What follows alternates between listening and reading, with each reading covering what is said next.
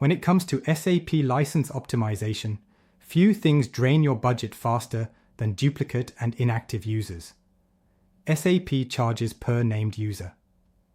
So if one employee has 3 IDs across ECC, CRM, and BW, you could be paying for them 3 times. Even worse, many companies keep licenses active for users who left the business months ago.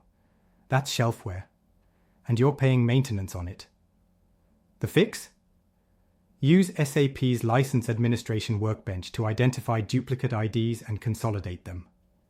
Then cross-check against your HR database and deactivate any ghost accounts tied to former employees or inactive users. In a recent project, we found that 18% of active users in a client system had either left the company or had duplicate IDs.